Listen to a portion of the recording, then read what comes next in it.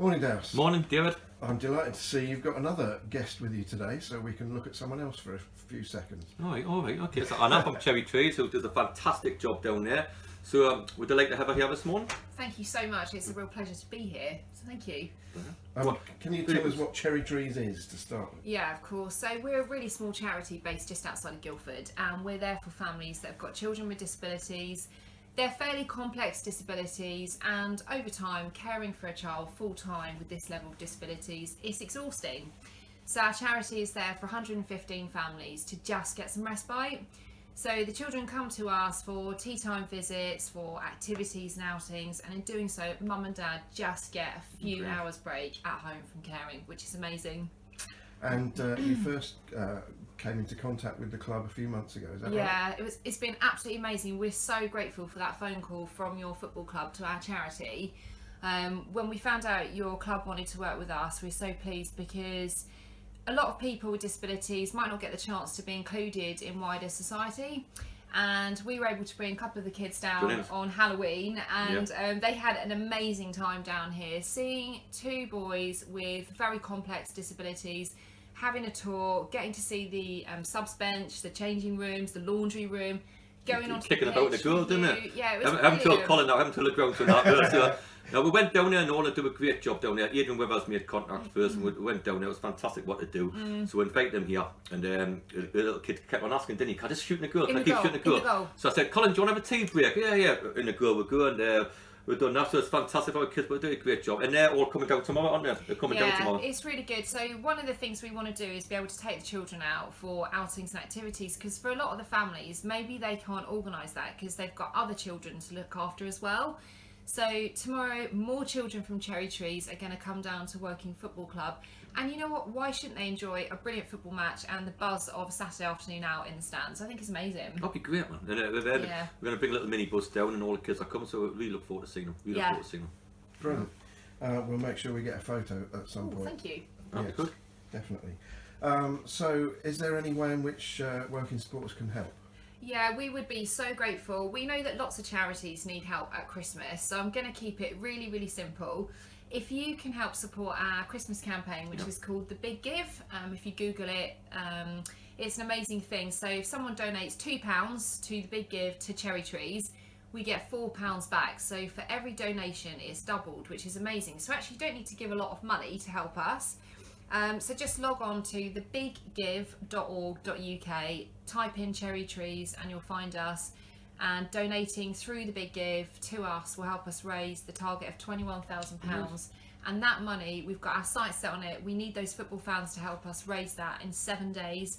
You can do this until Tuesday midday. You just have to use a debit card, make your payment on there, and help us get that money, because we want to do more activities and outings like this to your football club, because it's such a small thing to take a child to a football stadium, but it means so much to the child. So anything you can do would be amazing. We'd like to help. I hope everybody helps, because it's a lovely charity. They do a great job. It's a pleasure having them down here. It's a pleasure them coming tomorrow, so I wish you well at it. Thank you very much. That's thebiggive.org.uk. Brilliant. Thank you very much. Lovely to meet you. Thank you so much. Well, back to matters football then, Dad. Yeah. Let's go back to last Saturday. Yeah. You said to me after the game that you felt a bit hard done by. Yes. Was that by the referee, by your own players, by conceding a goal, by not scoring one? If you look at the decisions, what we're getting at in a minute, it's, you look at Kane Fernhan getting suspension when you should have a penalty down here. You're telling me that Loza deserved to get sent off yesterday, last Saturday? That's scandalous, man. That's a scandalous decision, isn't it? Or did somebody else say something I didn't? So I do think we're not getting the rubber green. I did think we were a better side. I think, a good side, Bowman Wood, and in the top 10. But I thought we were better, to be honest. I think Luke admitted that as well, who's an honest lad. In the 2 games, we haven't got a point out of them. And that's the disappointing thing. So yes, I feel a bit hard done by.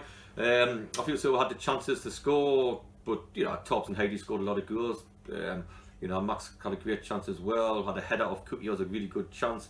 And so yes, I thought we for a weird side created a lot of chances like we always do. I think this is a question I've asked before, but I'm going to ask it again. What was worse, conceding the goal we did, or not scoring from the chances? Probably conceding the goal, because we talked about it in training. So as you know, Ian's doing these dialogues at the minute about the opposition. I'm sort of concentrating on our team, if you like, to how we can combat that. And we thought we had it, between we thought we had it done. and ends up being, get through our right hand side, the gaps we talk about, to get the ball in, which we talked about, and score. So it's disappointing, because sometimes as a manager you've got to take the blame and coach and stuff, but I think sometimes if you tell them, they should buy it. But we've had a great week. They've trained very well last night. We're up for the game, so I've got no complaints. And every now and again you're going to lose a game of football. Yeah, of course. Which you hate. Absolutely. Tuesday, you played Chertsey, got a win, advanced in the Surrey Cup. You said it was going to be a bit of a mix and match team. It was actually a reasonably strong team you started with, and a strong bench. We had 8 changes, like. Yeah, but there was a lot of first team squad players. In there, that's what it's for. Sometimes you can get these games, and we found out about Mersham, where you bring some trials in it, and it didn't become a game. I wanted it to become a game. I like Musa's come limping off, any. That's like he could have done it in training. The keeper done well, and all that, have a young kid come on. Creed done well at right back, young boy, he's only 16 years old, so that's fantastic. So it's one of them where win the game's important, injuries, but you get injuries wherever. So I just thought, well, there's 8 lads who need a game, and the other lads needed to keep on playing, if you like, were believed. So there's no great shifts. Heidi missed out, Tops missed out, Casey missed out, Kane Fernand missed out, who trained very well last night. So the only disappointment was probably Musa limping off. We'll have to recess that tomorrow and see how he is before kick-off. Right. And you mentioned the goalkeeper, Christian. Yeah. Where did you find him? Matty Winter. Was training with Matty Winter, and he said, listen, the kid's not bad, he's in the RBF. Fantastic. So I had a look at him. Sam's been out on loan to Chelmsford. He's got another 10 days to go, or 2 weeks to go today. And so I thought, okay, we'll get somebody in. And he come on, saved the penalty. He's done quite well, didn't he? Yeah. It must have been not an easy sell to get him to come in for a month with no realistic possibility of a first team game at national level. He's a proper lad, like, he's bought into it. I think we've been good to him because we let him train with her. So he's been training for the last month. So I think sometimes if you're good to people, will be paid back, So it's one of them where I think because we looked after him, Matty's looked after him and all that, Got to mention Matty, by the way. Can I mention that, David? Yeah. Matty Winter's brother is 25 on Sunday, the tightest fella since Matt. So they're both very, very tight. In fact, we're down Blackie's ball last Tuesday after a game, and I said, oh, come on, it's your turn to get a drink in. Well, him and his brother looked at each other because they never buy a drink, do they? Anyway, he got a £50 note out, he did and all that. Happy 21st was written on that. So it's 4 years since he's bought a bloody drink. It's absolutely disgraceful. So happy birthday, Lewis. Okay, we have a good time, but obviously the drinks won't be on him.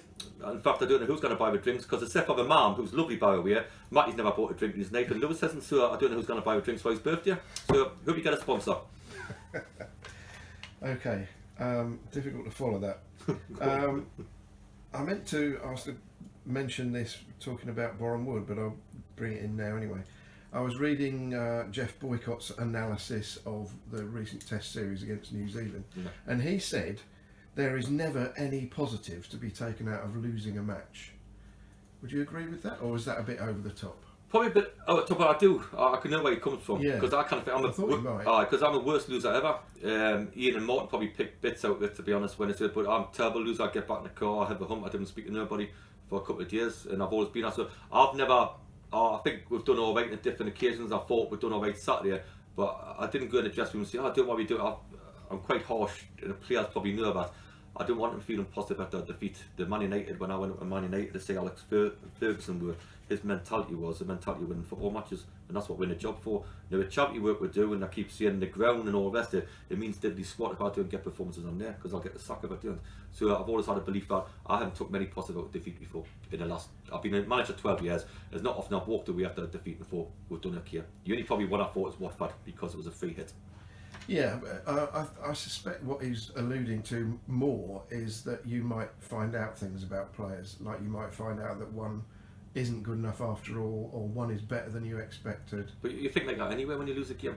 When you lose a game, you think, oh crap. You know what I mean? You do. You think everybody's useless. Like, you win a game, I've got the best team ever. Football's like that. Supporters are like that. So you get the dimwits, if you like, who'll say, oh, what an awful performance that was and all that. But that wasn't true. We're blinking 3 out of 9 chances. So that's just people having blinkers on. But I sometimes have blinkers on because I can see from the fan on the street that you've got to win a game of football, so frustrations come in as well. But we played very well at Boreham Wood. We've watched the video back. Nobody can say anything differently on that, but it's the result what counts. I'd rather not play well and get results. Simple as that. Yeah, of course. Okay, let's a bit of a ragbag of questions today. Yeah. let's jump to something a bit more contemporary and contemporaneous. There's a word. I haven't got a clue with both them words, to be honest, Dave, so if you explain better, that'd be great. What's going on at the moment? Oh, right, okay, good. I know, because you've said on one of these interviews that you're following I'm a Celebrity, following the Australian jungle, and you've got an Ant and Dec story, haven't you? I know, I was on bike. I grew up when I was a young kid twice. I smashed a window with my right foot. I just had my foot on it because of one very... honest truth is, right, there's a window which is meant to shatter, like a false window, and there's a window next to it which was proper, but I hit the bloody one on the right side side, but the smash was that good, they kept it in the film. You know, like, so I hit the wrong window, but my leg was my shooting. So about 20 yards away, and they thought me being an ex-professional, I would do it, not a problem. But if anybody's seen my left foot and all that, you know, it's... it's awful. So I tried to hit it, and I hit the wrong window, but it kept hitting. I'd done a thing with Ant and Dec where we came to Gateshead Newcastle game when I played for Gateshead against Newcastle. They came to that, and they'd done a thing where he jumps on me back or something like that. He does Ant or Dec when I was refereeing this game. I had to fit in for somebody, so I was on a different name, and because somebody was ill on the time. But I used to go away, I used to get £50 a day, fantastic. I used to do with football stuff with them, so I Ant and Dec, and I had a couple of things with them when I was younger. What bike I grew up. Were they PJ and Duncan then? Oh, it would have been. I remember them being two cocky kids, if you like, and two lads. I remember them vaguely, like obviously it's 30 years ago, or whatever, 25 years ago, but I do remember them wanting to come to the Newcastle game. I do remember them, me smashing a window and me doing something on me back, me sending one of them off or something, so it was one of them moments, you know. Right, and do you think they've turned out to be good ambassadors for your home area? I think so, that's right. I can't understand them at times, can you? But I think they do quite well. But no, they're great, aren't they? They're fantastic, and I think they're fantastic people, and they've done very well, haven't they? And I like the show. I like because I would look at growing that. I would love to have a crack at that. I would, you know, like, you know. And, it's just a spiders I don't like. The rest of them, but I think they're very entertaining. They play off each other. They're best of friends, aren't they? So I think they do very, very well. Yeah. Brilliant. And talking about things northeast. Yeah. You mentioned to me last week that you got involved on TV with Laurie McMenemy once. I was on This Is Your Life with Laurie McMenemy. So I was a young kid, I would have been about 6 or 7. We ran up to this woman's house, we did with a tennis ball against another school. What play out, say, Laurie, one day I want to be like you, and all the rest of it. And so I was on This Is Your Life. He had the same teacher as me, Mrs. Smith. 30 years difference, but the same school at Corpus Christi. He used to live on the avenues in Gateshead, where we live, and where you've been to. And he used to live there. So, and years later, I mean, my dad, for some reason, we went to Sunderland. I was at Millwall at the time. We went to Sunderland, and we sort of mentioned it to the girl downstairs, and went in the office and saw Laurie. And he said, "Okay, you're grown up now, and what are you doing at Millwall?" And years later, after that, he went to England B manager with Graham Taylor, and he was having a look at Teddy Sheridan, and I pulled him again. I said, "Oh, I was that little kid on you." So it's amazing, really, how you cross paths later, you know. Yeah. And you come to Sunderland, being the worst manager I've ever seen in my life. Okay. You continued your efforts to raise money for Woking Hospice last Sunday with the Santa Run, and we all saw a picture of you in your costume. How did that go? It's a bit awkward actually, because I've got to lose some weight. I've got this challenge I'm going to do in the new year, and so I've got to lose some weight and all that, but I've backed it on, and it gave us this costume, it didn't fit us.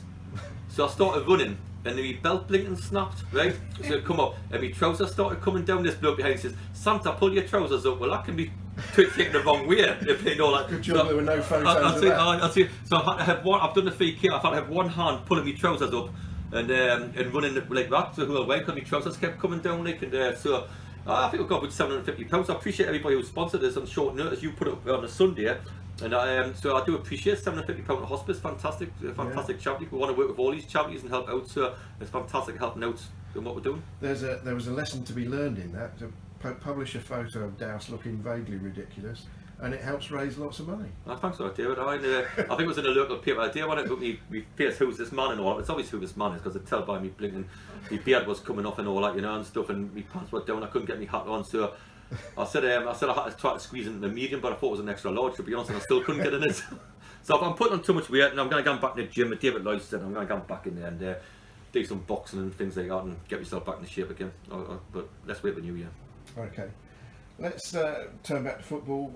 You mentioned Musa. You'll see how he is tomorrow. Yeah.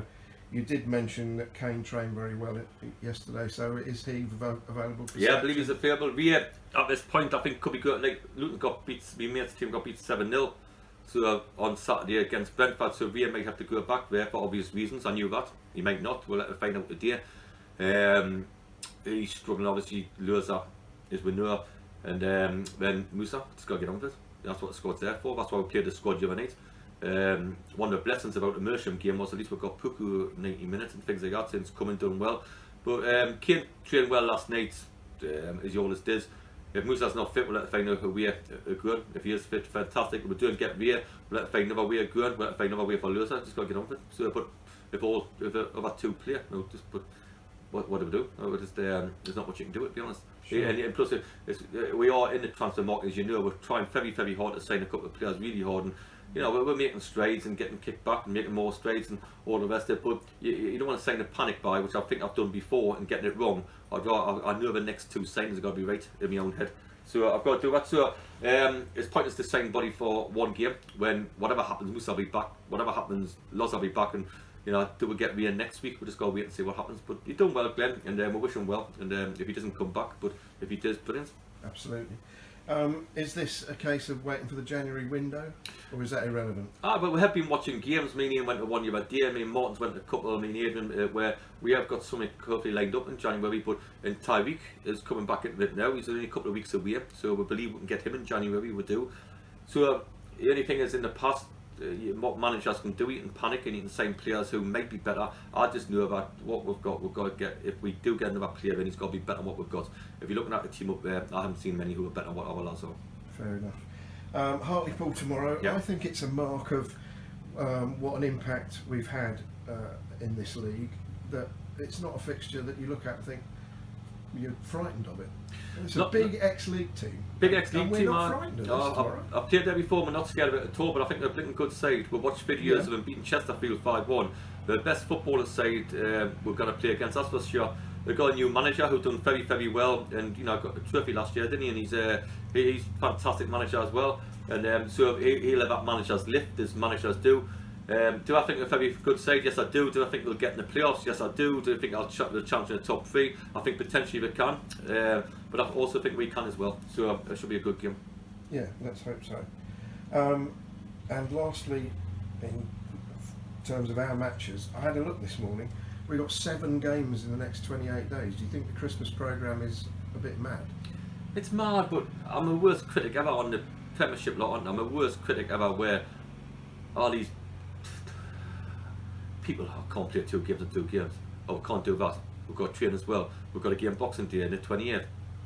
You're not happy about that? Why not want to play a game of football? Alright, the part-time thing might come into it, but getting away from my families and all that. But you're not telling me after a Christmas dinner with your family that you want to shoot off for a couple of days. So the problem is, Boxing Day is a great relief to get away and all the rest of it and stuff. And but I think the lads are having their Christmas night out on Saturday, so they're going up to Manchester. Oh, it's fancy dress, like and stuff like that. So I think Casey's dressing up as a footballer, and so it's all of that. But we deserve that. What we have done for this football club over last year, we deserve a great night out, and all the rest of it. So hopefully we'll have a very good night and deserve it. Christmas times, most of my life I train on Christmas Day, so it's not as big into me really. I'm down to do well on Boxing Day on the 28th. Games. You want to play games, just get on with it. But you will get your player who will want to look on the treatment tier and get an extra rub here and an extra rub there, and say he's tired and all the rest of it. So he's got to go to work, just like the whole nation's got to go to work, just like the whole you've got to go out. Well, you don't, do you? Because you're lazy, you are. Just like I've got to go to work, David. So it's one of them. So I'm just one of them. You'll get people on the working on the dust and the in the armies who don't get any time off at all. Just get on with it. That's what I think. And following tomorrow, carol service on Sunday. I must admit, I'm not sure if there's any tickets left, but if anybody still wants to come, they can try for a ticket. Oh, but we're looking forward to it. A couple of players are coming down. I'm coming down. Martin's going to come, and Ian and Roy Hodgie, I think, and a couple of us are coming down. And we're doing the hospital visits on Wednesday, where we go to St Peter's Hospital in the kids unit in Guildford. Brilliant. Also, just before we go, I've got to mention the Legends Night, who had a great night last Friday. Proper legends of the club. Really good organised and all that. Stephen Jury doing a very good job. And Lloydie sorted all the lads out as well. Clive Walker's of the world, fantastic. And I'll tell you, Nico was unbelievable. Ian Nicholson, the questions and how he kept it running. So I thought he was a star of the night, to be honest. So fantastic all round. So the club's is today isn't in a bad place. Just got to move forward. And Ian will be, of course, in charge and running everything on Sunday as well. So he's top man. I love Ian. I always have done, because he's a club chaplain with my language as well. He never says anything he could do, he doesn't, because he knows what I'm like. He's a top bloke, top fella. Got a lot of time for him, all love him. He does a lot of good for the football club. He always got good ideas. He was excellent the other night. He'll be excellent again on Friday. So I think he's a top man, me personally. Great. One very last thing. Come on, David. You have a pile of what you keep referring to as pork pies in front of you. Where in fact they're Oh. mince pies and there's a tail attached to those. The mince pies, a fella pulled us and said, Whereabouts was this? I was walking down from the town centre. First he stopped his car. He said, I've got a bag for you. I said, well, I'm going down the ground in a minute. I was walking down with me, so he didn't give us a lift. So cheers for that, right? So anyway, I get here and he comes in a bag and he gets these mince pies. This Sainsbury's weight was everybody 6 boxes, everything. And he says, and that sounds a bit nutty, but you come across a bit nutty, so he pays a lovely compliment by the way. He says, can you taste all of these and tell us on your catch-up what's the best? Well, me and Dave Curtis eats most of them to be honest, and Ian Dave and I've had 1 or 2, and we're undecided, so if you could bring them all back again, and we'll have another bash on it, we'll let them know from there. So thanks for dropping them off. We've only got 3 left, but we can't decide what's the best one, so if you could bring another batch, and that'll be for next week, doing on, so, and we'll decide next week what the best one is. And I know I keep saying lastly, but this is just one tiny extra fact. We talked about the statistics last week. Yeah. Junction 8. Oh, I love you. And you said, I wonder what percentage of the starting 11s has been made up of players who were with us last season. Yeah. And he kindly worked that out for you and sent me a message, and it was 76%. Good lad. So over 3/4 of every starting team Brilliant. has been a player from last Brilliant. season. All these lads who couldn't play in this league, innit? Yeah, all the absolutely. part-timers who couldn't play in the league, all the lads who are going to be up against it, relegated by Christmas, that's one thing we certainly won't be. All credit to the lads, all about them, so I'm delighted for them. Brilliant. Thanks very much. See you Yeah, tomorrow. cheers. Thank you, bye.